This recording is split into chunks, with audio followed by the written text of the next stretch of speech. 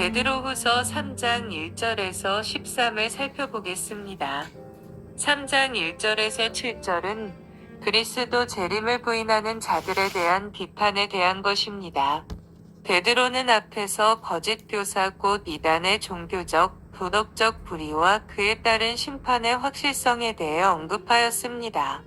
이제 1절에서 7절과 8절에서 13절에서 베드로는 이단에 그릇된 사설 중 특별히 그들의 그리스도의 재림을 부인하는 것에 대해 비판하고 이러한 이단의 사설의 영향을 받아 그리스도의 재림이 늦어지고 있다고 생각하는 성도들에게 그것에 대해 해명하고 있습니다. 3장 1, 2절에서는 그리스도의 재림에 대하여서는 구약시대의 선지자들도 분명히 예언하였거니와 주께서도 사도들에게 분명히 말씀하셨음을 말하고 있습니다. 3.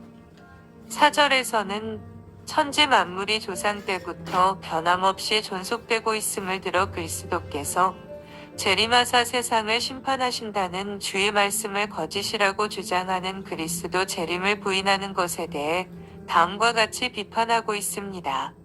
첫째, 하늘과 땅이 본래 하나님이 말씀으로 창조하신 것이라는 사실이 그리스도의 재림과 세상의 심판에 관한 구약 예언과 주의 말씀이 분명한 진리임을 입증한다는 것이니 그것은 창조주 하나님께서 말씀으로 천지를 창조하실 수 있었다면 또한 말씀으로 그것들을 폐하실 수도 있음을 보여주기 때문입니다. 둘째, 이미 노아 때에 하나님이 홍수로 세상을 심판하신 사실이 또한 그것을 입증한다는 것입니다. 셋째, 현재 하늘과 땅이 그대로 있는 것도 주께서 말씀으로 그것들을 보존하고 계시기 때문이며 세상 끝날 경건치 않은 자들을 심판하실 때 그것은 없어질 것이라는 것입니다. 이처럼 거짓 교사들의 가르침은 주로 하나님의 말씀에 근거하기보다 세상적인 지혜에 근거하여 성도들을 미혹합니다. 이런 현상은 초대교회 당시보다 훨씬 과학과 인문주의적 철학이 발달한 현대에 와서 더욱 두드러집니다. 이에 우리 성도들은 인간의 부패한 심성에서 비롯된 것이기에 한계를 가질 수밖에 없는 세상의 지혜에 미혹되지 않도록 더욱 이 세상의 유일한 절대 진리인 하나님 말씀을 견고히 붙들고서야 할 것입니다. 그리고 이처럼 해서 그리스도의 재림을 이단들이 부인하는 이유는 세상 끝날에 있을 하나님의 심판에 대한 두려움 때문입니다. 따라서 성도들은 이 같은 이단의 속뜻을 파악하여 그리스도의 재림과 세상 종말에 있을 하나님의 심판을 더욱 담대하게 선포함으로써 이단의 괴계를 파괴해야 할 것입니다. 3장 8절에서 13절은 그리스도 재림 지체 이유 해명과 예수님의 재림을 대망하도록 권면하는 내용입니다. 앞에서 거짓 교사들의 그리스도 재림 부인설에 대해 비판한 베드로는 이제 본문에서 그리스도께서 당장 재림하시지 않고 지체하시는 이유에 대해 해명함과 함께 성도들에게 그리스도 재림 소망을 더욱 견고히 할 것을 권면하고 있습니다. 초대교회 당시에 많은 성도들은 그리스도께서 머지않은 때에 심지어 당대가 끝나기 전에 재림하실 것이라고 생각하고 있었습니다.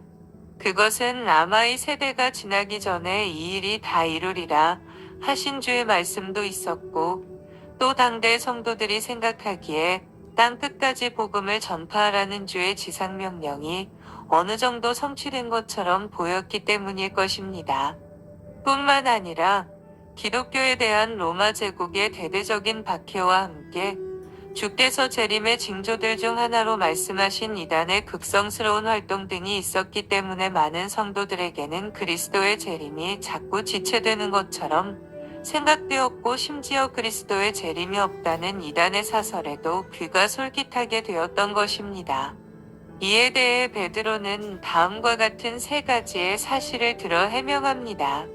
첫째, 근본적으로 하나님은 인간의 시간 개념을 초월해 계시는 분이므로 인간의 시간 개념을 가지고 주의 재림이 지체된다고 생각해서는 안 된다는 것입니다.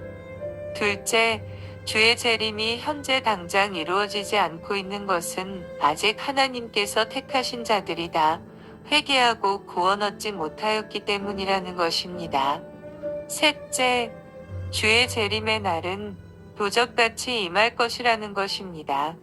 그리고 그리스도의 재림 날에 일어날 현상에 대해서 하늘이 큰 소리로 떠나갈 것, 재질이 뜨거운 불에 풀어질 것, 그리고 땅과 그 중에 있는 모든 일이 드러날 것이라고 설명한 후 재림의 소망을 견고히 하고 거룩한 행실과 경건함을 가질 것에 대해 권면하였습니다. 이러한 본문을 통하여 우리는 다음과 같은 교훈을 발견하게 됩니다. 첫째, 우리 성도는 주의 재림의 시기가 언제냐에 대해 관심을 갖기보다 주의 재림이 반드시 있을 것이라는 소망 안에서 주님 맞을 신앙 자세를 올바로 하는데 더 큰 관심을 가져야 한다는 것입니다. 둘째, 주의 재림이 아직까지 이루어지지 않고 있는 것은 결국 우리 모든 성도에게 주를 위해 해야 할 일이 많이 남아있음을 보여주는 것이므로 그 일들을 찾아 이루기 위해 우리 성도들은 더욱 최선을 다해야 한다는 것입니다. 셋째, 현실의 생활이 아무리 힘들다 할지라도 주의 재림과 함께 도래할 새 하늘과 새 땅을 바라보며 이를 잘 극복해야 한다는 것입니다. 감사합니다.